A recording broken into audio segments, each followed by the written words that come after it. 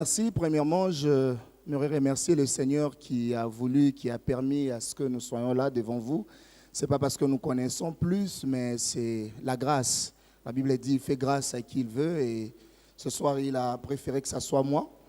Et je dis également merci au pasteur Finja qui est notre responsable ici à l'église, mais aussi notre doyen académique, à qui nous devons beaucoup de respect.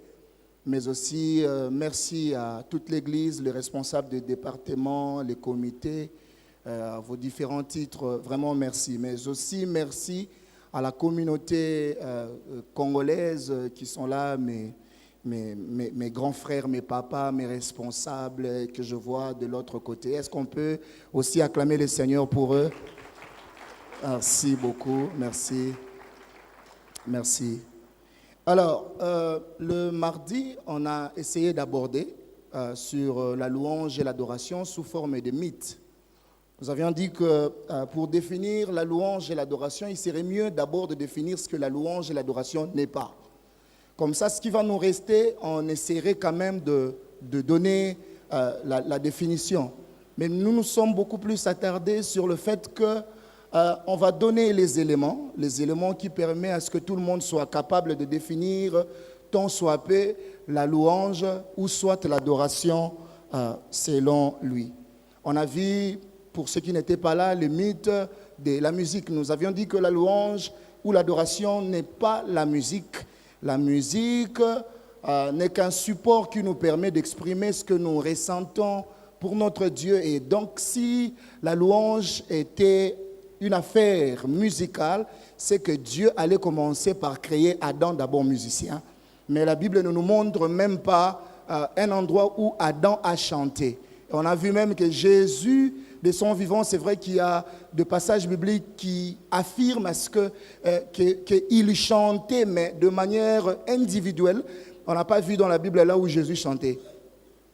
Alors, nous nous sommes dit que l'ancêtre de tous les musiciens, on a vu, c'était Jubal dans Genèse chapitre 4, le verset 21. On a dit que c'est l'ancêtre de tous les musiciens, mais on n'a pas parlé de l'ancêtre de tous les adorateurs. Et donc, il faut faire le distinguo entre la louange, l'adoration et la musique. Le deuxième mythe, on a parlé de mythe des sentiments. Il y a certaines personnes, pour qu'il adore le Seigneur, il doit sentir que le chant lui touche. Et là, il se plonge dans la louange et l'adoration. On avait dit, ce n'était pas ça l'adoration. On a parlé aussi de mythe de paroles. Il y a des gens, pour adorer le Seigneur, il doit multiplier beaucoup de paroles. Seigneur, El Shaddai, Elohim, Adonai. Mais quand vous prenez seulement El Shaddai, vous lui demandez c'est quoi, il ne connaît pas. Et on a parlé aussi de mythe de verbes. Il y a certaines personnes qui pensent que pour adorer le Seigneur, il faut avoir les verbes faciles. OK? C'est-à-dire qu'il faut faire beaucoup de rimes. Seigneur, d'une promptitude, tu me fais quitter la solitude pour que ma façon de t'adorer soit mon habitude, en fait que j'atteigne l'altitude. Non, non, non, non, non, non, non, non. Ça n'a rien à voir parce que Dieu n'est pas impressionné par le français, car le français c'est une langue comme Evé, comme Lingala, comme anglais. Donc Dieu parle toutes les langues, il n'est même pas influencé par ton français. Même si tu parles très bien français comme Jacques Chirac, il s'en fout. Il a besoin juste de ton cœur.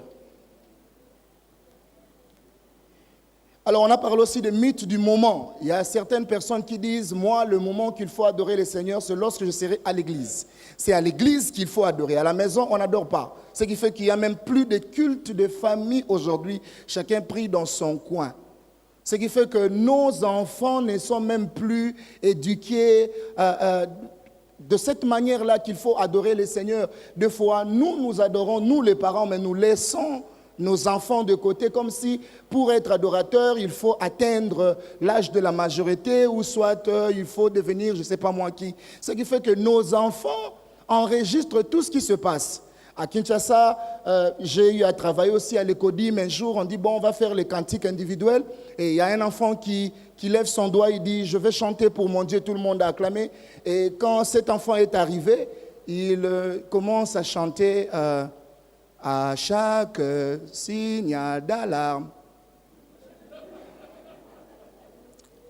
Sam sera là toujours présent. Et puis il était concentré, il dit ça c'est vraiment pour mon Dieu. On dit non, non, non, non, ça c'est Sam les pompiers, ça n'a rien à voir avec l'adoration. Vous voyez? Et il y a aussi un autre enfant à Kinshasa, à qui on a donné la parole. On dit, bon, voilà, c'est fini avec les cantiques individuels. Maintenant, on aimerait savoir, chaque enfant, quel est le vœu de son cœur pour servir le Seigneur. Il y a un enfant qui lève son doigt et il vient courageusement là, on lui pose la question. Qu'est-ce que tu aimerais faire pour Dieu en tant qu'adorateur? Il dit, la nage. Il dit, la nage? Pourquoi la nage? Il dit, mais parce que la Bible dit qu'Abraham avançait en âge.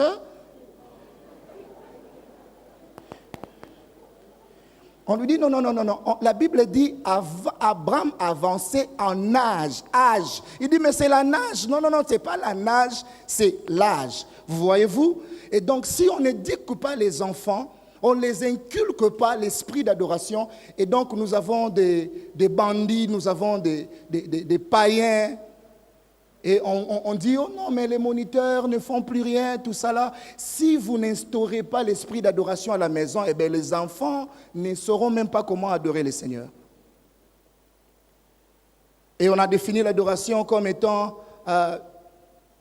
une vie consacrée à Dieu. Une relation d'amour qui consiste à être tel que Dieu est et lui renvoyer l'image de sa personne. Et nous avions dit que l'adoration, c'est aussi être Dieu. C'est aussi être Dieu. La Bible dit dans Psaume 82, « J'avais dit, vous êtes des dieux, vous êtes tous les fils du Très-Haut. » Cela veut dire, un adorateur doit évaluer son comportement, son parler, sa façon d'agir et de réagir à la lumière de la parole de Dieu. Et donc, si quelqu'un est un vrai ou une vraie adoratrice, il doit évaluer sa vie à la lumière de la parole de Dieu. Alors aujourd'hui, je nous propose 3 textes, rapidement.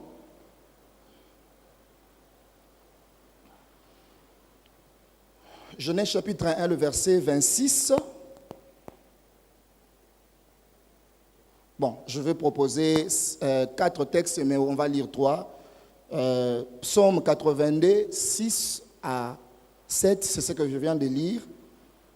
Jean chapitre 3, le verset 14. Et aussi 2 Corinthiens 3, 18. Jean chapitre 3, le verset 14, nous les connaissons. C'est une comparaison, dit que de même que Moïse éleva les serpents dans le désert, on donne un caractère pour la louange et l'adoration. Ce caractère, c'est une obligation. On dit, il faut que le Fils de l'homme soit élevé. Et donc, par là, nous comprenons que la louange à l'Église, c'est une obligation. Quelqu'un dit, mais est-ce que, pasteur Trésor, tu dis non? Oui, je parle de l'obligation.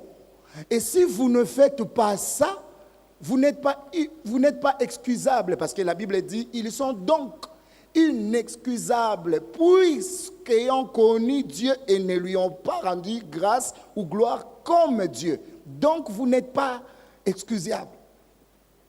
C'est obligatoire. Il faut de même que le Fils de l'homme soit élevé.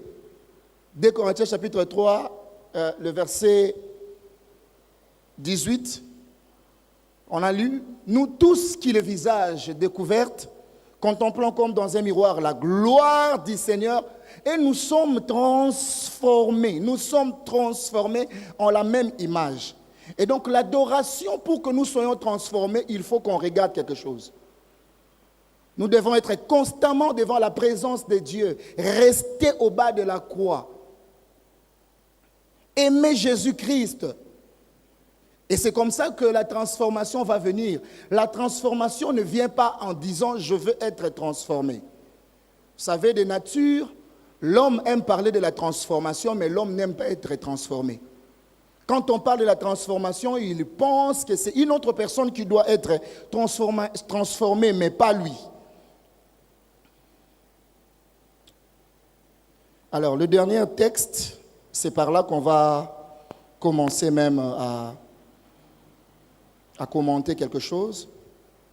Jean chapitre 4, c'est ce que maman Rebecca avait même lu l'autre fois. Jean chapitre 4, verset, je commence par le verset 21. « Crois-moi, lui dit Jésus, l'heure vient où ça ne sera plus question de la montagne ni de Jérusalem pour adorer le Père. Vous adorez ce que vous ne connaissez pas, nous adorons ce que nous connaissons, car le salut vient des Juifs. 23. Mais l'heure vient, et elle est déjà venue, où les vrais adorateurs adoreront le Père en esprit et en vérité. La fois passée, on a même parlé même de piliers. Les vrais adorateurs adoreront le Père en esprit et en vérité. On a présenté 3 piliers. Le premier pilier, on a parlé de pilier universel. Donc, il y a le pilier universel, il y a le pilier de racheter, et puis troisièmement, pilier de bien-aimé. Ici, dans ce passage, on nous présente Jésus qui quitte la Judée pour retourner à Galilée, mais comme il devait passer par la Samarie, parce que je ne sais même pas quand la Bible dit comme il devait passer par la Samarie, cette obligation était liée au problème de la femme ou cette obligation était liée à la géographie. Je ne sais pas, on va faire des recherches. Mais la Bible nous dit clairement, comme il devait passer par la Samarie, et là, il devait résoudre un problème parce que la femme qui devait puiser de l'eau, c'était une femme rejetée par la société. Vous savez, en Israël, quand une femme est une prostituée, quand vous avez une prostituée devant de vous, ce sont des femmes sans valeur. Et donc, pour aller puiser même de l'eau à l'époque, les femmes prostituées allaient seules. Ce qui fait que quand Jésus savait qu'il y a un problème à résoudre avec la femme prostituée, Jésus a bien programmé parce qu'il savait que la femme prostituée ira puiser de l'eau seule. Deux fois, Dieu se sert de nos faiblesses pour nous rencontrer, pour nous parler. Et Jésus est venu, il a vu la femme, il dit, est-ce que tu peux me donner à boire? J'aimerais déjà d'entrer de dire que Jésus n'avait pas besoin de boire de l'eau de cette femme. Parce que si vous regardez jusqu'à la fin, vous n'allez même pas voir que Jésus a bu de l'eau. Il n'a même pas bu de l'eau. Il dit, donne-moi de l'eau. Il dit, mais comment toi qui es juif, me demandes-tu à moi de l'eau, à moi qui suis samaritaine? En réalité, vous et nous là, ça ne passe pas. Il n'y a pas de relation. Jésus dit, ok. Mais si tu connaissais le don de Dieu, et c'est lui qui est devant toi, c'est à toi de lui demander à boire. Parce que quand Jésus parle de ça, directement, il sort déjà un nom, le don de Dieu. Jean chapitre 3, le verset 16, car Dieu a tant aimé le monde, il a fait quoi? Il a fait un don, il a donné. Et il dit à la femme, si tu connaissais le don de Dieu, c'est à toi de lui demander à boire. Il dit, mais Seigneur, comment tu vas puiser de l'eau parce que le puits est tellement profond? Où est-ce que tu auras les récipients pour puiser de l'eau? Es-tu plus grand que notre père Jacob qui nous a donné ces puits et qui en a bu lui-même ainsi que ses animaux? Jésus dit, ok, ça commence à devenir intéressant. Il dit, appelle ton mari. Ce que j'aime, la femme est tellement franche. Pour la première fois, je vois Jésus dit à une femme prostituée, en cela tu as dit vrai. Or, on ne peut dire vrai que celui qui est vrai. Et donc, s'il dit vrai, c'est qu'il est vrai, ou elle est vraie. Elle dit, je n'ai point de mari. Il dit, oui, en cela tu as dit vrai parce que tu as eu 5. Et celui que tu as maintenant là, qui reste à la maison, qui t'attend là, n'est pas ton mari. Directement, la femme sort un attribut de Jésus. Je vois que tu es un prophète. Ok. Comme en face de moi, je suis devant un prophète, je veux maintenant que tu résous le problème. Nous savons que le lieu où il faut adorer, c'est au Mont Garizim. Mais vous, les Juifs, vous dites, oh non, ce n'est pas là-bas, c'est à Jérusalem. Jésus dit non, vous adorez ce que vous ne connaissez pas. Le salut vient de chez nous. En d'autres termes, ce n'est pas pour dire que c'est là-bas chez les Juifs, parce que chez les Juifs, il y a aussi des bêtises. Mais il voulait tout simplement dire, le don de Dieu est passé par les Juifs, en fait. Vous adorez ce que vous ne connaissez pas, car le salut vient des Juifs. C'était quoi le problème en réalité? En 722, le royaume du Nord était déporté à cause de leur désobéissance par le roi Salmanassar. Il les a dispersés en plusieurs pays. La population la plus pauvre est restée et il a pris les ressortissants de pays qu'il a rendus esclaves et les a amenés où? Dans les endroits où il voulait. Et ce peuple qui était venu se mélanger avec les Samaritains, nous le voyons dans 2 Rois chapitre 17, le verset 23 à 30, on parle de 4 peuples qui étaient mélangés avec les Samaritains. Et ce peuple, c'était les Kuta, les Ava, les Hamart et les Sepharvaïm. Ce peuple ne connaissait pas le Seigneur. Ils sont venus d'abord se mélanger avec les Samaritains. Et vous savez que quand vous avez un vrai Dieu et quelqu'un a un faux Dieu, il finira... Donc, si tu ne l'influences pas, lui, il va t'influencer. J'ai toujours eu l'habitude de dire que même en mathématiques, moins plus, ça donne moins. Il faut éviter, soit c'est à toi de le gagner, soit c'est à lui de t'influencer. Malheureusement, pour le royaume du Nord, c'est ce peuple, les Kita, les Ava, les Hamart et les Sepharvaïm, qui ont influencé les Samaritains. Et lorsqu'ils ont influencé les Samaritains, ils ont eu même des enfants avec les Samaritains. Et lorsque les Juifs ont entendu cela, ils ont dit non, non, non, non, non, non. Vous n'êtes plus la race pure. Pourquoi? Parce que vous êtes sans mêleux, vous êtes mélangés. Et il y avait un Juif qui a quitté même le Juif pour aller épouser une femme samaritaine. Et les Juifs étaient tellement fâchés. Et le gouverneur Sambala de l'époque a fait de ces Juifs-là les souverains sacrificateurs pour Momorija. Et donc, ils avaient aussi les temples. Et donc là, nous comprenons que le problème des Juifs et des Samaritains, ce n'était pas seulement le problème de le sang mêlé, mais c'était aussi le problème du culte. C'est comme ça que la femme dit à Jésus, vous dites les lieux où il faut adorer, c'est là-bas. Alors que nous sommes ici. Parce que le problème, c'était à ces niveaux-là. Et Jésus dit, vous adorez ce que vous ne connaissez pas. Car le salut vient des Juifs, mais l'heure vient. Et elle est déjà venue où les vrais adorateurs adoreront le Père en esprit et en vérité. Nous allons comprendre d'abord les paroles de Jésus. Nous allons prendre point par point pour comprendre. Jésus a commencé par dire, vous adorez ce que vous ne connaissez pas. Il faut adorer avec la connaissance. La Bible dit, connaissez l'Éternel. Daniel chapitre 11, le verset 32 dit, il séduira par des flatteries les traîtres de l'alliance. Mais, ceux du peuple qui connaîtront leur Dieu, agiront avec fermeté. C'est très important de connaître les dieux qu'on adore. Si on ne connaît pas les dieux, ça veut dire qu'on va faire du n'importe quoi. Combien de personnes viennent à l'église, mais ils ne connaissent pas le Seigneur? La Bible parle des enfants d'Élie, Ophni et Phiné.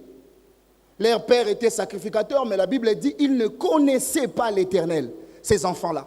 Ils venaient à l'église voler ce qui les appartenait. Vous savez, déjà dans la famille, dans la sacrificature, quand le père est sacrificateur, cela veut dire que les enfants sont aussi des sacrificateurs. Et donc, en tant que tels, ils ont le droit de manger ce qui est dans le temple. Mais la Bible dit qu'eux-mêmes, ils volaient ce qui les appartenait. Vous imaginez? Voyez-vous? Tu voles ce qui t'appartient. C'est ce qu'on faisait même quand on était enfant. Maman a préparé pour vous la nourriture, mais vous volez ce qui vous appartient. C'est exactement ce que les enfants d'Élie ont fait.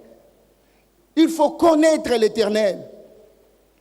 1 Chronique chapitre 28, le verset 8 à 9 dit, maintenant en présence de tout Israël, ça c'est David, avant de mourir et en train de laisser un testament, il dit, l'assemblée de l'Éternel, et en présence de notre Dieu qui vous entend, je vous conjure d'obéir à tous les commandements de l'Éternel, votre Dieu, et de chercher à les connaître. Alors vous posséderez ce beau pays, vous le transmettrez en héritage à vos descendants et à perpétuité. Mais le verset 9, j'aime. David, après avoir parlé à Israël, il se tourne maintenant à son fils, qui est Salomon. Il dit, quant à toi, Salomon, mon fils, apprends à bien connaître les dieux de ton père et adore-le d'un cœur sans partage. Donc, en d'autres termes, quand on connaît l'Éternel, on ne peut pas partager. Non, mon cœur est partagé. Moi, tel que vous me voyez là, je viens à l'église, mais je n'aime pas qu'on me provoque, surtout à la chorale. Si on me provoque une fois, deux fois, je laisse. Trois fois, c'est avec action. Action, là, c'est quoi? Il y a des gens à l'église qui ont même l'intention de se battre. Il dit, vous voyez, moi là, je suis agneau, hein, mais au fond de moi là, j'ai l'esprit de Samson. C'est-à-dire, il vient à l'église, mais il ne connaît pas le Seigneur.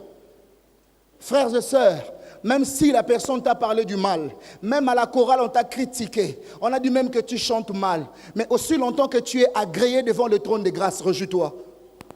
Ce qui est important, c'est que le Seigneur t'approuve. Combien de personnes ne sont plus approuvées à l'église? Ils ne connaissent même pas le Seigneur. Combien de personnes bouffent la dîme? Quelqu'un dit, même l'enseignement de l'adoration, il y a la dîme. Oui, il y a la dîme. Quand tu n'obéis pas à ce principe, tu n'obéis pas aussi à l'Éternel. Parce que dans l'adoration, il y a aussi l'offrande. Mais dans l'adoration, il y a l'offrande humaine, il y a l'offrande de moyens. Parce qu'il faut se donner et s'adonner.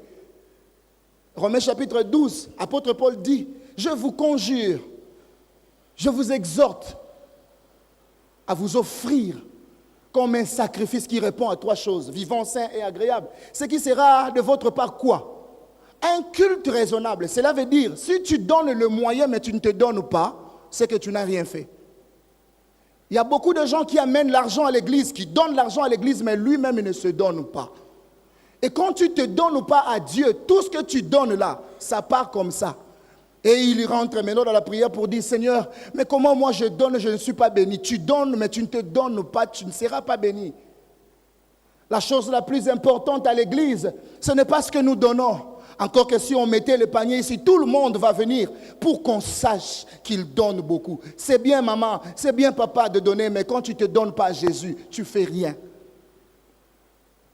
L'offrande de ta vie, l'offrande de ton corps, l'offrande de ton cœur est plus que l'offrande matérielle que tu donnes. Tu peux donner même à l'église les immeubles, tu donnes même 12 millions de francs CFA, mais si tu ne te donnes pas, ton offrande n'est pas acceptée. La Bible dit dans le livre de Genèse chapitre 4, le verset 4, Dieu agrée d'abord Abel, puis quoi? Et puis son offrande. C'est-à-dire si Abel n'est pas agréé, son offrande ne sera pas non plus agréée. Combien de personnes sont agréées à Dieu? Vous devez connaître le Dieu que vous adorez. Jean 17, 3 dit, « Or la vie éternelle, c'est qu'ils te connaissent, toi le vrai. » Il faut connaître le Dieu que nous adorons, connaître le Dieu que nous servons, connaître le Dieu que nous chantons. Est-ce que tu connais le Dieu? Le deuxième principe que Jésus établit avec cette femme, il dit, les vrais adorateurs adoreront le Père. Moi, j'attendais à ce que Jésus dise, les vrais adorateurs adoreront Dieu. Dieu est le Dieu de tout humain. Dieu est le Dieu de tout le monde. Pécheur ou pas pécheur. Mais il n'est pas le Père de tout le monde. Il est le Père de tous ceux qui ont le Fils en eux. Jésus n'a pas dit que les vrais adorateurs adoreront Dieu. Non. Vérifiez dans vos Bibles, il a dit adoreront le Père. Pourquoi? Parce qu'entre père et fils, il y a une relation d'intimité. Jésus n'a pas dit que les vrais adorateurs adoreront Dieu. Les vrais adorateurs adoreront le Père. Mais il est le Père de tous qui s'identifient à lui comme fils. Et donc nous devons nous identifier en Dieu. Il est impossible d'être appelé fils sans porter les germes ou la sémence de celui qu'on appelle Père. Chez les Juifs, ce n'est pas l'enfant qui défend et qui dit que celui-ci est mon père. Mais c'est le Père qui déclare le Fils. C'est comme ça que Jésus, Dieu connaissant le principe du judaïsme, lorsque Jésus a accepté d'être baptisé, la Bible dit une voix se fit entendre que celui-ci est mon fils. Pourquoi? Parce que Dieu savait que dans le judaïsme, il n'y a que le Père qui déclare le Fils. Et Dieu l'a fait publiquement. Il dit, celui-ci est mon fils, écoutez-le. Combien de personnes Dieu ne déclare même plus? Quand tu viens, tu chantes, tu danses. C'est bien, ce n'est pas mauvais. Mais est-ce que ton cœur est attaché à ce que tu fais? Ou tu le fais juste pour être vu? Est-ce que tu es la fille de Dieu? Est-ce que tu es le fils de Dieu? Vous allez voir que cet aspect des choses est très important. Il y a une différence entre père et papa. Tu peux appeler tout le monde papa, mais tu n'appelleras pas tout le monde père. Quand tu appelles quelqu'un père, cela veut dire que tu t'identifies à la personne. Il y a quelque chose qui te réclame chez la personne. Est-ce que nous avons des enfants de Dieu? Est-ce que nous avons encore des fils et des filles de Dieu à l'église? est-ce que nous avons encore de personnes qui peuvent dire que Jésus, oh l'Éternel des armées est mon Père? Il y a même des gens, quand ils adorent le Seigneur, ils disent, Éternel mon Père. Le Père regarde et dit, arrêtez avec les femmes d'autrui. Quand il lève le main, il dit, oh Seigneur, tu es mon Père. Il dit, l'argent de l'entreprise là, tu voles et tu voles encore. Mais vous allez voir des gens comme ça, quand ils volent à l'entreprise, il vient ici, en tout cas met dans la pêche, il dit, oh non, mais le Seigneur est bon. Et pendant que les chantres chantent, il dit, oh c'est chouette. Tu voles à l'entreprise, les femmes d'autrui, tu ne laisses pas. Le mari d'autrui, comme à Kinshasa, on dit, non, le mari, l'homme c'est comme le lit d'hôpital. C'est ce qui se dit à Kinshasa, je ne sais pas ici, qu'est-ce que les gens disent. Les lits de l'hôpital, le jour où j'ai entendu une sœur dire ça, moi je dis, moi là, je ne suis pas le lit de l'hôpital. J'ai une seule femme. Le lit de l'hôpital, ça veut dire quand tu es malade, tu tombes malade, tu es guéri, tu pars, une autre personne viendra. Ça veut dire l'homme que je suis là, je suis le lit de l'hôpital. Ça ne passe pas. Nous devons craindre le Seigneur même à l'église. Combien de personnes lèvent le main souillé? Apôtre Paul dit ceci, je veux que les hommes élèvent dans les lieux publics les mains pures, sans souillir ni mauvaise colère. Quand tu élèves tes mains, qu'est-ce qui te passe en tête? Déjà quand tu vois le protocole en train de passer, tu dis, ce frère-là, moi je ne l'aime pas. Et si on te pose la question, pourquoi tu ne l'aimes pas? Tu ne sais même pas pourquoi tu ne l'aimes pas. Mais tu dis, je suis adorateur. Non, tu n'es pas adorateur. Tu viens faire un faux tour dans la maison de Dieu. Les vrais adorateurs adoreront le Père. Le Père sait entendre la voix du Fils. Quand vous donnez le couteau à l'enfant, il risque de se poignarder, mais quand vous donnez, vous remettez votre couteau au Fils, le Fils fera du mal à l'ennemi qu'à sa famille. Combien de personnes font du mal à l'Église? On traite le pasteur comme on veut. Je ne sais pas, à Kinshasa, toutes les mamans pasteurs sont des cibles. Et quand ils s'habillent bien, ça c'est notre dîme et notre offrande. Quand tu le fais, tu es ici. Sache-le que le Seigneur frappe à ta porte, tu n'es pas chrétien. Il ne peut pas acheter, même si on l'a donné ailleurs. Quand il s'habille bien, hey, Seigneur, notre agent d'action de grâce dans le corps de maman pasteur. Et si on vérifie dans les offrandes, tu ne donnes même rien. La grande offrande que toi tu réserves à Dieu, c'est 100 francs. Et quand tu viens, tu danses même plus que ceux qui amènent même 1 million. Mais quand tu te mets à critiquer les hommes de Dieu, c'est bizarre. Tu n'es pas enfant de Dieu. Ce n'est pas normal.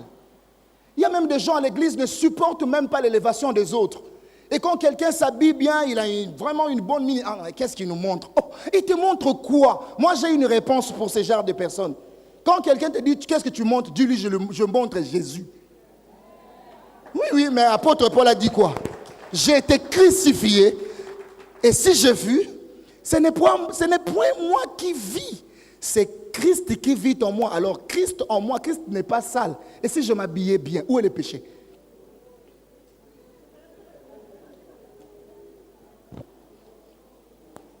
Quand vous regardez, les commentateurs ont dit que Jésus avait une tunique avec une seule couture. Il faut aller dans les commentateurs, vous allez voir que la tunique de Jésus coûtait cher. Et vous là, vous pensez que quand quelqu'un s'habille bien, c'est qu'il est en train de pécher. Il pêche quoi? Vous savez, là, les habits des sacrificateurs, les faux, de la coûtaient combien? Cherchez fin les retors. Tapez même sur Google. On va te donner le prix, tu vas t'étonner. Même le sacrificateur s'habillait cher. Je n'ai pas dit qu'il faut désormais... Je suis équilibré. Les vrais adorateurs adoreront le Père. Il est impossible d'être appelé fils sans porter les germes de son Père. 1 Corinthiens chapitre 13, verset 11. Lorsque j'étais enfant, je parlais comme enfant.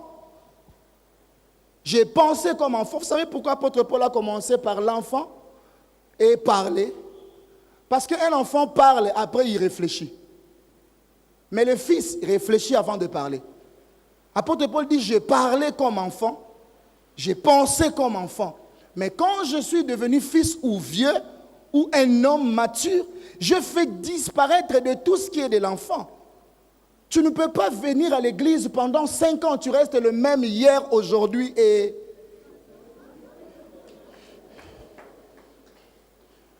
Quand on regarde, et puis des gens comme ça, quand ils viennent à l'église, vous savez, nous là, notre chapelle, c'est nous qui avons commencé. Oui, merci pour l'histoire, mais après,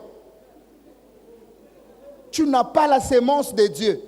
Quand tu viens, tu insultes les gens. Quand le culte se passe, toi, tu es sur WhatsApp. Il y en a même à l'église.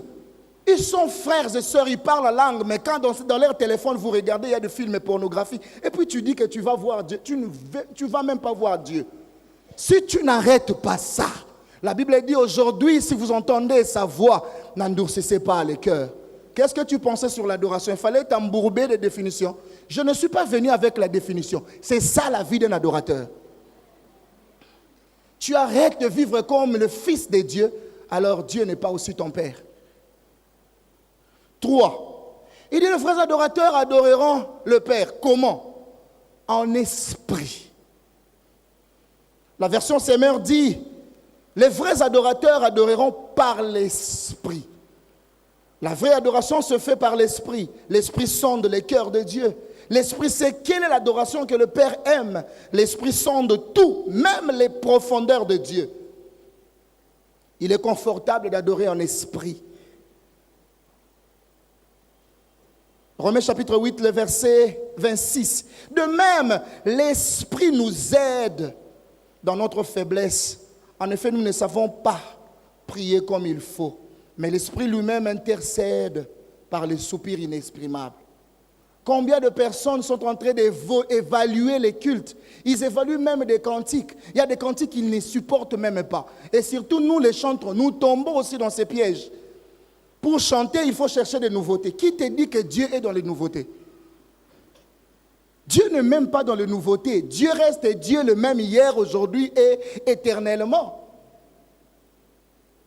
Et on cherche, et surtout actuellement, tout le monde est dans les traces gospel. Et dans les traces gospel, encore là, il y a à boire et à manger.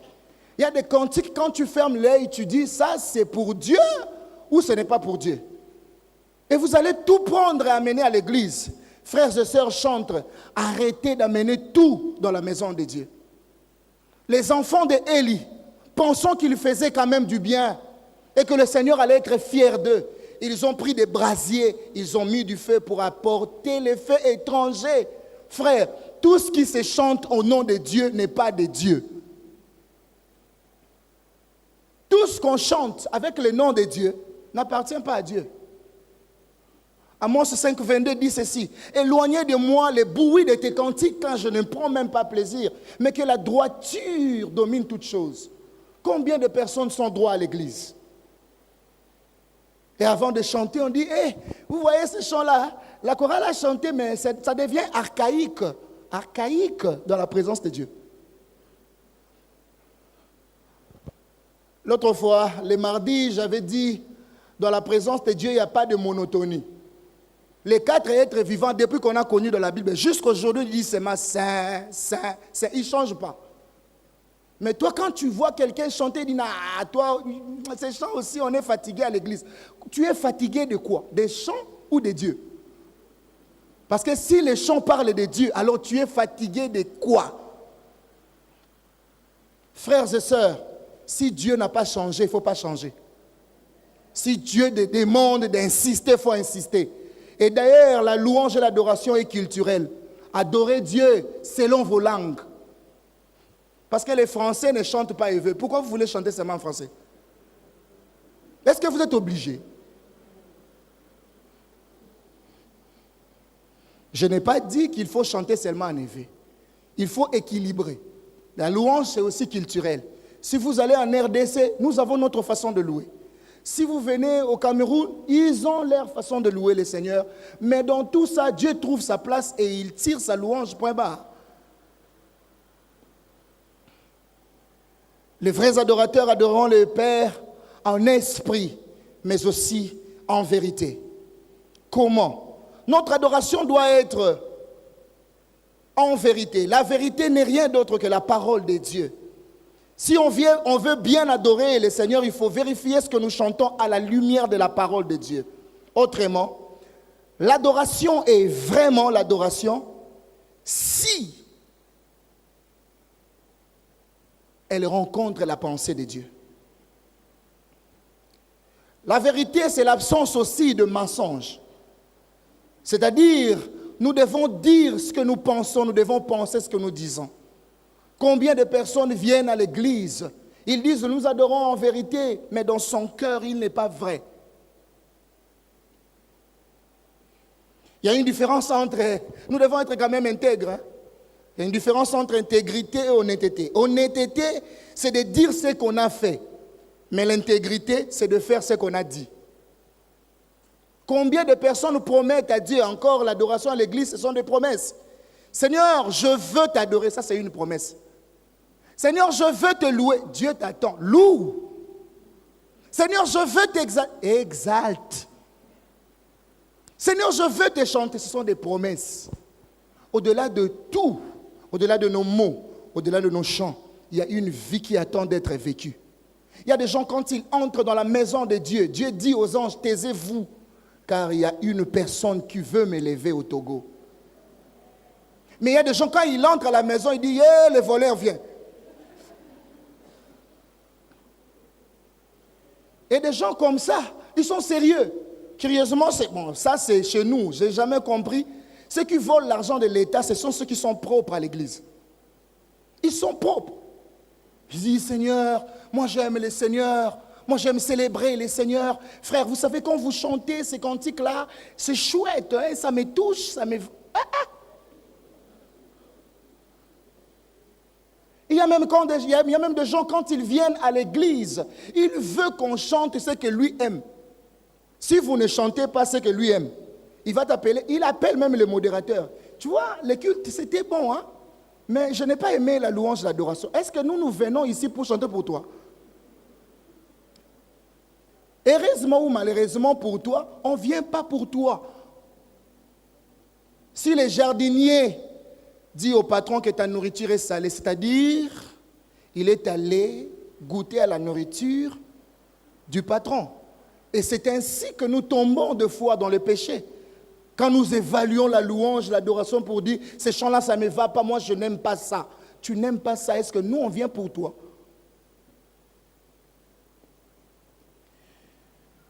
Moi, j'ai raté beaucoup de chaussures à cause de ce que je vous dis. Hein. Parce qu'à l'époque, je souffrais, il y avait un papa qui me donnait tout. Mais à condition que je chante ce qu'il veut. Et le Saint-Esprit aussi nous fait des trucs. Hein.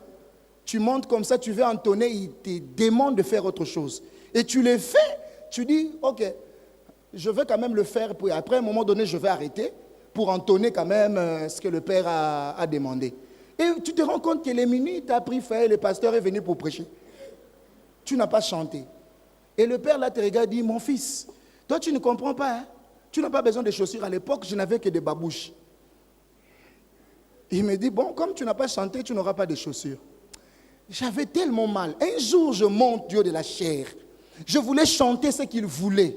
Mais je sens que c'était autre chose dans mon cœur. J'ai crié du haut de la chair. Chaussures ou pas chaussures, je chanterai selon le plan de Dieu.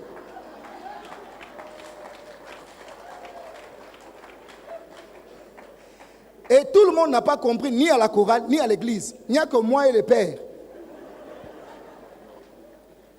Tout le monde n'a pas compris. Et puis, là, il me cherche même à la fin, il dit, mon fils, tu commences à me défier. Je dis, non, moi je ne t'ai pas défié. Moi je dis, c'est mon Seigneur, chaussures ou pas chaussures. Je louerai le Seigneur selon le plan de Dieu. Alléluia. Il faut faire la volonté de Dieu. Il ne faut pas faire la volonté des hommes. Il y a aussi les piliers de l'adoration. Il y a 3 éléments qui constituent les fondements d'une vraie adoration. Ou soit tu peux mettre pilier pour ceux qui écrivent.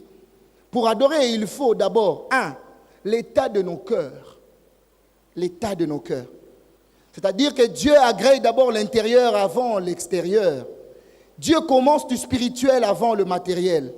Il agrée l'homme avant son offrande. 2 Chroniques, chapitre 16, le verset 9, la Bible dit, Dieu étend ses regards sur toute la terre pour voir ceux dont le cœur sont entièrement à lui.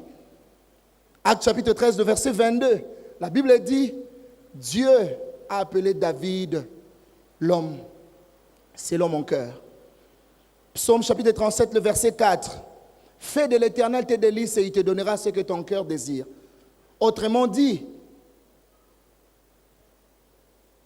fais de l'Éternel ce que tu ressens, ce que tu veux, ton chéri. Et lui, il te donnera ce que ton cœur désire. Donc, ce que ton cœur désire est conditionné par faire de l'Éternel tes délices. Est-ce que ton cœur est préparé à la rencontre du Maître? Si aujourd'hui Jésus revenait, si aujourd'hui Jésus venait, combien de chrétiens de la chapelle iront au ciel? Combien de personnes? Toi-même, tu connais ton cœur. Si aujourd'hui Jésus venait, il y a même des gens à Kinshasa, quand tu dis Jésus revient bientôt, c'est le message que les gens n'aiment plus. Quand on dit Jésus t'aime, amen. Oh, tu seras élevé, amen. Le message de l'aveuglement. Mais quand on prêche, le royaume des cieux est proche, tout le monde s'enfuit. Quand on dit arrêtez avec l'impudicité, là on dit non, ça ce sont des messages de condamnation. Si tu appelles ça condamnation, aussi longtemps que ça existe dans la Bible, nous continuerons à les prêcher. Ce n'est pas la condamnation, nous devons prêcher la Bible dans toute son entièreté. Nous ne devons pas choisir. Pourquoi? Parce que ton cœur n'y est même plus. Ton cœur n'est pas à l'église. Quand tu viens, tu penses à autre chose. Tu penses à ton travail. Tu penses aux enfants qui sont à l'école. Tu penses aux affaires. Tu penses quand tu vas voyager. Tu n'es même pas là. Mais dans ta bouche, on peut voir que tu chantes, mais ton cœur est ailleurs. Jésus dit, ce peuple m'honore que de l'œuvre, mais les cœurs ailleurs. Combien de personnes adorent le Seigneur? Mais aussi l'expérience personnelle. Dans l'expérience personnelle, c'est très important, des choses que tu as vécues, des choses que tu as endurées. Tu ne peux pas les chanter comme une autre personne. Ton adoration ne peut pas être comparée à l'adoration du voisin, parce que ce qu'il a enduré dans sa famille, c'est pas ce que toi tu as enduré. Ce qui fait que quand tu adores, moi j'aime dire que l'adoration c'est à voisin fermé. Quand j'adore, laisse-moi adorer. Même dans ma langue maternelle, il faut me laisser adorer le Seigneur. Parce que je sais ce que le Seigneur a fait dans ma vie. Et puis il faut adorer selon la révélation. Dans Genèse chapitre 28, le verset 12, on nous parle de Jacob qui fouillait son frère après avoir usurpé sa bénédiction. La Bible dit il arrive dans un endroit et il était fatigué, il devait dormir. Mais qu'est-ce que la Bible nous dit? La Bible dit il a fait un rêve, il a vu une vision. L'échelle était appuyée sur la terre dont le sommet touchait au ciel. Et la Bible dit, les anges de Dieu montaient et descendaient sur cette échelle. Moi, je me suis posé la question. Qui est le menuisier qui est courageux pour faire ce genre d'échelle?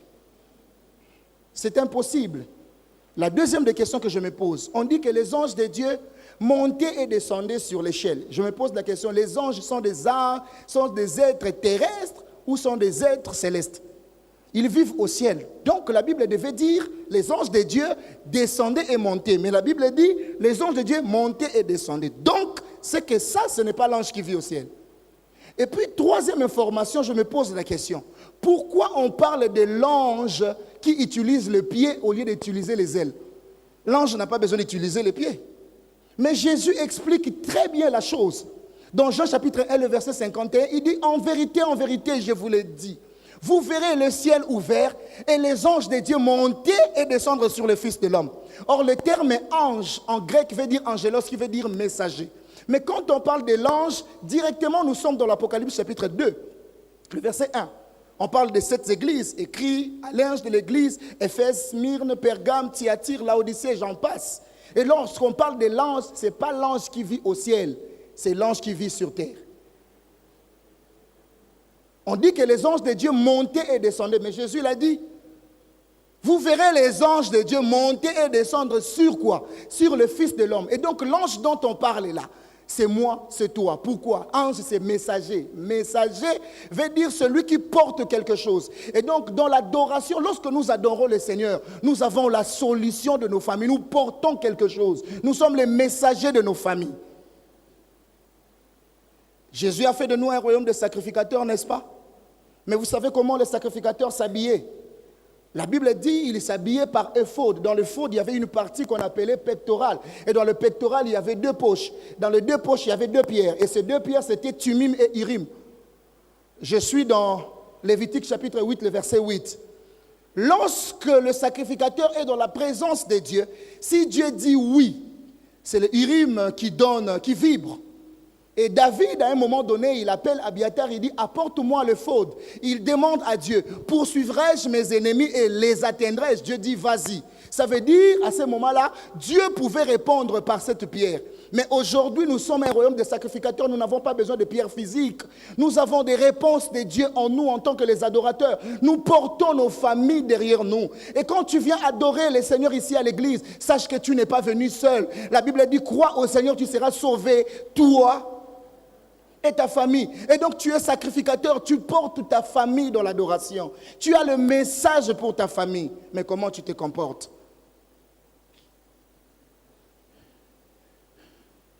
Tu as le message pour ta famille. L'échelle de l'humanité, c'est Jésus. Nous devons monter. Lui-même, il dit, nul ne peut aller au Père que par moi. Ça veut dire, pour voir le Père, il faut passer par moi. C'est l'échelle de l'humanité. Ce que j'aime en Dieu, dans la louange et l'adoration, c'est que notre Dieu est capable de devenir ce qu'il fait. Et il est capable de faire ce qu'il devient. Vous ne verrez jamais un charpentier devenir ce qu'il fait.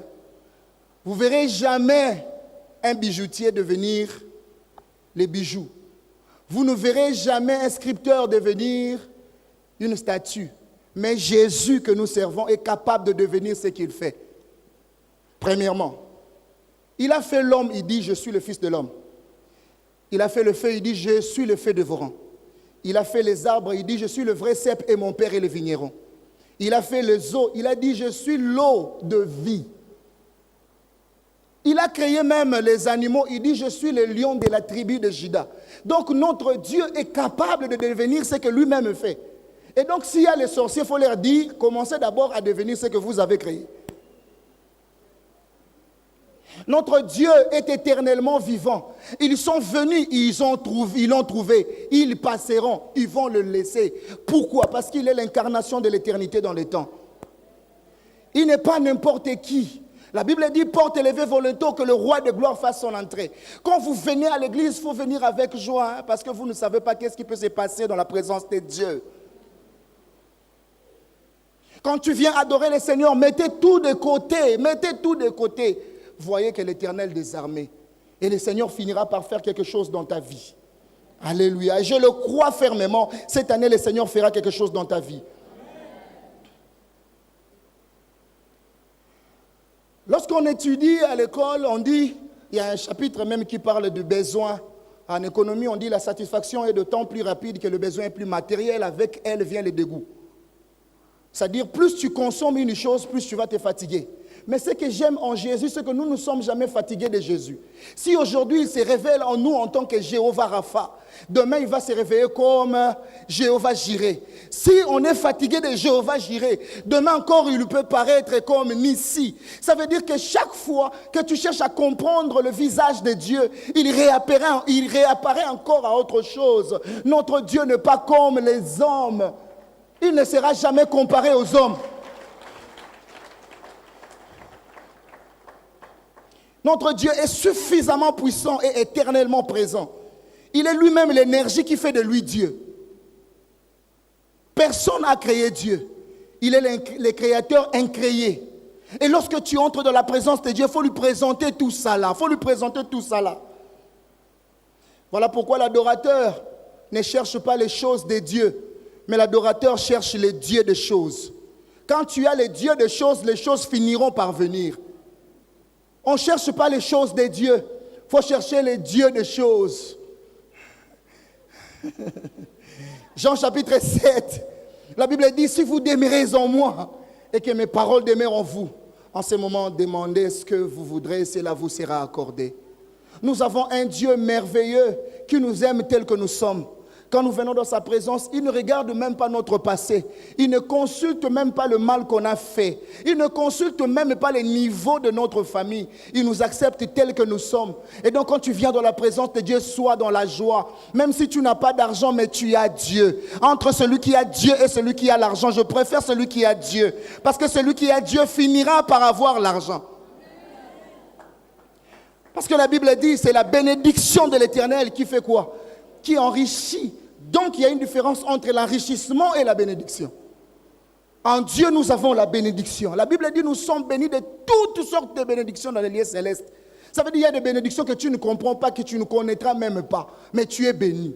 Raison pour laquelle je suis en train de dire à une personne, puisque tu as accepté la vie d'un adorateur, tu seras béni, toi, tes enfants et les enfants de tes enfants. Un adorateur doit avoir la parole de bénédiction. Tu ne peux pas, dans ta bouche, on n'entend que des malédictions. Quand l'enfant gaffe, toi vraiment, tu es la tête, regarde la tête comme son père. Non. Dans l'adoration, dans la bouche d'un adorateur, on doit entendre des actions de grâce, de belles paroles. C'est ça, la vie d'un adorateur. Alléluia. Et pour terminer rapidement, on va parler de quelques principes de louange. Quelques principes de louange. Premier principe de louange, on ne loue pas Dieu comme on veut, mais on loue Dieu comme il aime. Quand on vient dans la maison de Dieu, ce n'est pas à toi de choisir de quelle manière tu dois louer Dieu. Il m'est arrivé un jour, dans la nuit, alors que je me réveille à 3 heures pour adorer le Seigneur jusqu'au matin. Et un jour, je me réveille comme ça pour adorer. Je sens, c'est comme si ma bouche était devenue un peu lourde. Je dis, Seigneur, mais je veux te louer. Il dit, non. Aujourd'hui, je n'ai pas besoin que tu chantes. Je dis, mais Seigneur, je fais quoi? Il dit, danse. Maintenant, ma mère était là. Mes grands frères étaient là. Vous imaginez dans la maison d'autrui, ce n'est même pas ta maison, Dieu te demande de danser. Je voulais chanter, il dit, trésor, je n'ai pas dit chante. J'ai dit, aujourd'hui, moi, Dieu, je vais dire, danse. À l'époque, je ne savais même pas danser. J'ai dit, bon, je vais quand même faire quelque chose. Je commençais à danser. Et pendant que je dansais, ma mère a entendu, c'est comme s'il y a un voleur. Elle est allée prendre quelque chose. Elle dit, comme c'est un voleur, aujourd'hui je vais en finir avec ces voleurs. Moi je dansais, il attendait un peu de pas. Elle venait rapidement, lentement là, tout ça. Et puis quand elle fait ça, elle se rend compte que c'est son fils.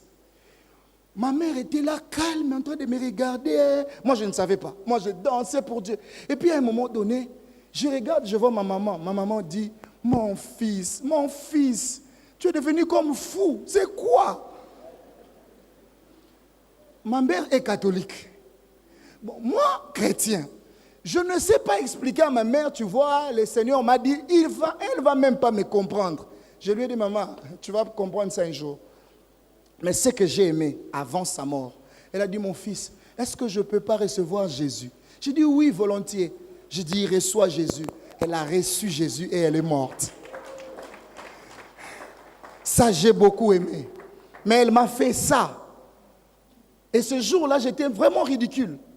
Combien de personnes louent le Seigneur? Et je vois les mamans en train de tourner ici. Ils dansent. On ne danse pas pour Dieu comme on veut, mais on danse comme Dieu veut.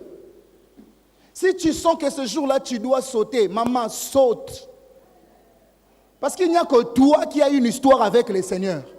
Le voisin ne comprendra pas. La louange et l'adoration, c'est à voisin fermé, à ciel ouvert. 2. Rapidement, la louange est un verbe d'action. Tu ne peux pas dire je loue le Seigneur à ma manière, bon je suis assis. Non. La louange c'est un verbe d'action.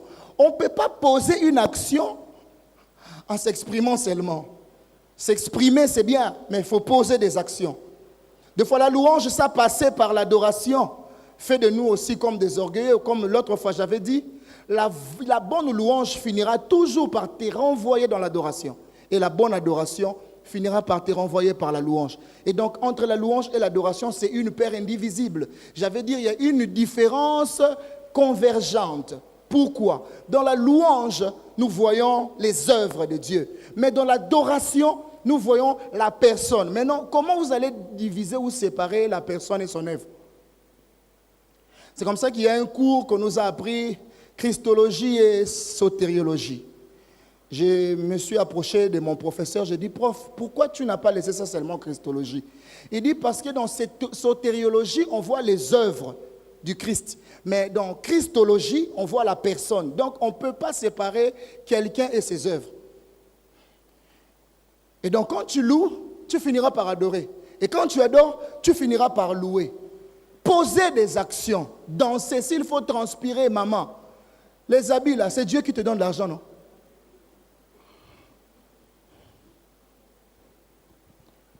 Un jour, à Kinshasa, il y avait les français oral. Vous savez, les français oral, les professeurs sont souvent fatigués. Et il dit, bon, il interroge, le professeur était tellement fatigué. Il voit il restait 2 élèves. Il appelle là, il dit, tu vas me conjuguer. Là, il est fatigué. Hein? Il dit, tu vas me conjuguer le verbe sauter à l'indicatif présent avec action. Et l'enfant a commencé à dire, je saute, tu sautes, il saute, elle saute, nous sautons. Prof dit, sors. J'ai dit, avec action. Et puis le deuxième vient, il dit, je suis fatigué dans ce français oral. Toi, tu vas me conjuguer le verbe sortir à l'indicatif présent avec action. Et l'enfant regarde le prof, il regarde les autres, il prend son cartable, il dit, prof, je sors. Et puis, tout le monde l'a acclamé. Pourquoi? Parce que l'enfant a compris. C'est la même chose avec la louange. La louange ne se dit pas. La louange ne se conjugue pas. Mais la louange, c'est vie. On ne sait jamais pendant que tu loues, le cancer peut partir. On ne sait jamais pendant que tu loues, un enfant qui était malade à la maison peut être guéri. On ne sait jamais pendant que tu loues, la situation et le dossier qui était beaucoup plus bloqué peut se débloquer dans la louange. Parce que la bonne louange brise les chaînes. Pour finir, la louange se fait avec la mémoire, l'expérience et la promesse. Pourquoi la mémoire? David dit, mon âme loue l'Éternel et n'oublie aucun de ses bienfaits. C'est-à-dire, quand tu loues le Seigneur, tu dois chercher le sujet pour lequel tu dois louer le Seigneur. Toi-même, tu vas commencer à réfléchir. En 2008, je voulais mourir, mais Dieu m'avait... Oui, je prends ça. Tu écris. Ce n'est même pas un péché. Il faut écrire. Tu dis, je suis décidé. Quand je vais arriver à l'église, je vais louer le Seigneur comme ceci, comme cela. Je vais lui dire, mon fils était malade. Tu dis ça à Dieu et ça lui fait du bien. Tu lui rappelles, il aime ça. La louange se fait aussi par la promesse, par rapport à ce que Dieu a fait, par rapport à ce que Dieu a révélé et par rapport à ce que Dieu a promis faire. Alléluia. Le Seigneur aime la louange. Le Seigneur aime que nous puissions l'adorer. Et lorsque nous louons le Seigneur, nous adorons le Seigneur, il y a automatiquement la transformation. Je n'ai jamais vu quelqu'un qui se donne dans la vie de louange et d'adoration et qui meurt pauvre. C'est impossible. Moi qui vous parle, j'ai gagné ma vie dans la louange et l'adoration. Même avant de voyager, il y a mon grand frère, le pasteur Jean-Claude, qui est là. Je disais, pasteur, mon pasteur de l'église a dit qu'on doit voyager l'année prochaine. Mais moi, je veux voyager cette année. Mais pendant que je disais ça, mon cœur même doutait. Parce que quand j'ai regardé l'argent là, c'était beaucoup d'argent. Vous savez, il y a des fois, quand toi-même tu dis, je veux faire ça, toi-même tu doutes. Ça là. Je dis, je ne sais même pas quoi faire. Un jour, j'entre dans ma chambre. Je commence à louer le Seigneur, à adorer le Seigneur. Juste après avoir loué le Seigneur, j'ai pris mon téléphone, j'ai vu, il y a des appels manqués. Je rappelle, il y a un pasteur que je préfère taire les noms. Il me dit, mais toi, tu dois aller à Lomé. Je dis, oui, oui, je dois aller à Lomé. Mais pourquoi tu ne me vois pas? Je dis, ah, pasteur, ça fait quand même 5 ans. Non, non, viens me voir. Je dis, ok, par respect, je suis allé voir le pasteur. J'arrive comme ça, il me dit, qu'est-ce que je peux faire pour toi pour que tu partes à Lomé? Je dis, pasteur, attends d'abord.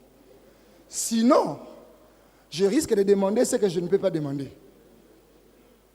À Kinshasa, il y a un enfant comme ça qui a rencontré Mobutu. Mobutu lui dit à l'époque, le président, il dit, que veux-tu que je fasse pour toi? L'enfant dit, achète-moi les jouets.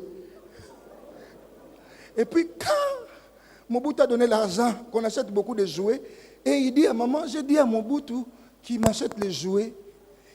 Et sa mère voulait tuer l'enfant. Il dit, tu as eu l'occasion de devenir millionnaire, et puis tu demandes les jouets. Et quand il m'a demandé ça, je rentre d'abord, je sors, je m'agenouille, je dis, Seigneur, tu me connais. J'ai commencé à louer le Seigneur. Et quand je rentre, je dis, pasteur, s'il vous plaît, je vais aller à Lomé, mais je n'ai pas les billets. Il dit, seulement. Moi, je dis, quand il te dit seulement, ça veut dire que tu ajoutes. Je dis, non, non, il n'y a pas seulement ça, mais il y a aussi ma famille. Il dit, ok, alors pour toi-même, je donne $1 500.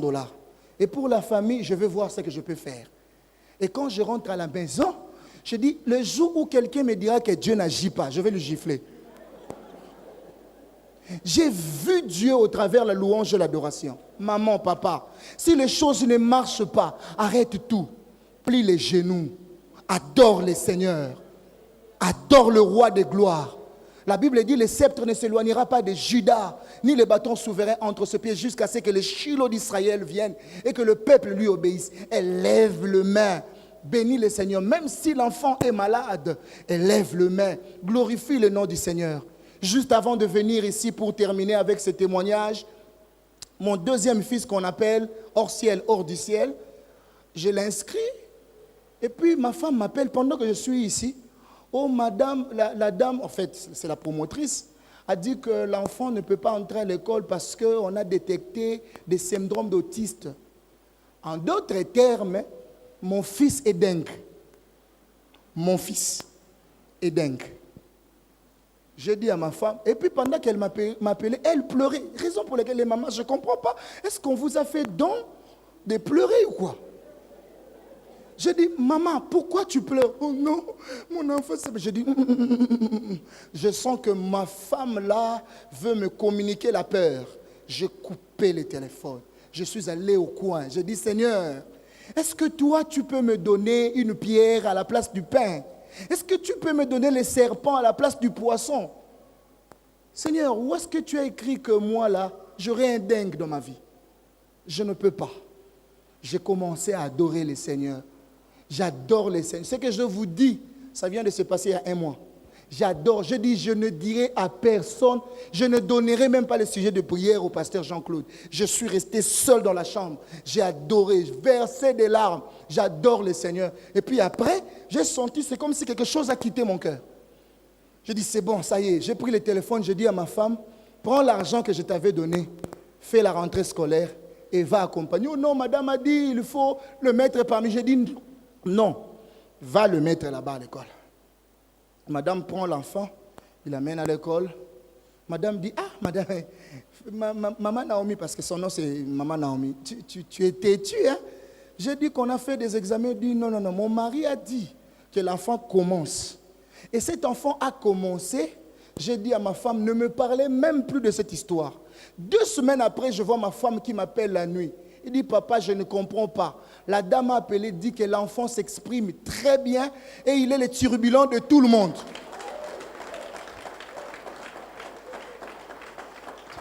Et quand on dit turbulent, vous savez, Dieu, pour montrer vraiment qu'il est Dieu, il fait de manière exprès que cet enfant devienne vraiment turbulent. Il est vraiment turbulent. Il parle même plus que tout le monde. Et il parle de manière auditive. Et quand je regarde ça, je dis, waouh! Le Seigneur agit au travers de la louange et l'adoration. Si tu es là, maman, tu es là, papa, tu as besoin de quelque chose, tu as demandé, tu n'as pas reçu, tu n'as pas eu gain de cause. Fais comme Léa, pendant qu'il cherchait l'amour de son mari, Il ne le trouvait pas. Mais lorsqu'il a donné naissance à Judas, il dit, cette fois-ci, je louerai le Seigneur. Change la décision et les choses vont se changer aussi. Je prie que le Seigneur le fasse pour ta vie. Je prie que le Seigneur le fasse pour ta famille. Je prie que le Seigneur ouvre les portes là où ça ne s'ouvrait pas, au travers la louange et l'adoration, que les portes s'ouvrent dans le nom de Jésus-Christ. Je prie que ta louange et ton adoration de ce soir puissent créer des opportunités qu'il n'y en avait même pas. Je prie que ta louange et ton adoration ouvrent le ciel, afin que tu aies des solutions que tu cherchais depuis longtemps. Que le Seigneur le fasse dans le nom de Jésus. Amen. Est-ce qu'on peut se lever un instant?